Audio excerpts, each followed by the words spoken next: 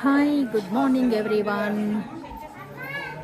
ఈరోజు మేము కొంతమంది లేడీస్ కలిసి మల్లూరు శ్రీ లక్ష్మీ నరసింహస్వామి టెంపుల్కి వచ్చాము. ఇది హైదరాబాద్ నుంచి మేము 4 o'clockకి బయలుదేరితే జస్ట్ రీచ్ అయ్యాము.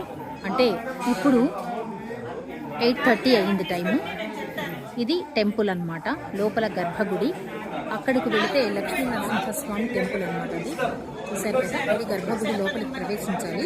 అక్కడికి సెల్ అనుమతి లేదు కాబట్టి బయట నుంచి నేను చూపిస్తున్నాను. జనాలందరూ చూసారా, ఇక్కడ అభిషేకంకి చాలా ఫేమస్ అండి. పిల్లలు లేని వాళ్ళు ఇక్కడికి వచ్చి అభిషేకం చేయించుకున్నా, అలాగే పెళ్లి కాని వాళ్ళు అభిషేకం చేయించుకున్నా తప్పకుండా అయి తీరుతుంది అనేటువంటి చాలా గట్టి నమ్మకం. అందుకని ఇక్కడ చాలామంది వరుసగా ఉండి క్యూలో మాకు టికెట్ అంటే మాకు టికెట్ అని చెప్పేసి టికెట్స్ కోసం పోటీ పడి మరి ఇలా అభిషేకాలు చేయించుకుంటున్నారు. మా వాళ్ళందరూ కూడా అక్కడ క్యూలో ఉన్నారు. నేను వీడియో తీసుకుందామని ఇవతలకు వచ్చాను.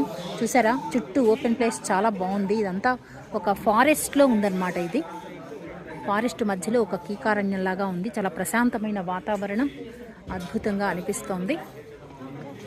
ఈ స్వామి ప్రత్యేకతలు నేను పెద్ద వీడియోలో చాలా వివరంగా చెప్పదలుచుకున్నాను. తప్పకుండా మీరందరూ ఆ వీడియో చూడొచ్చు.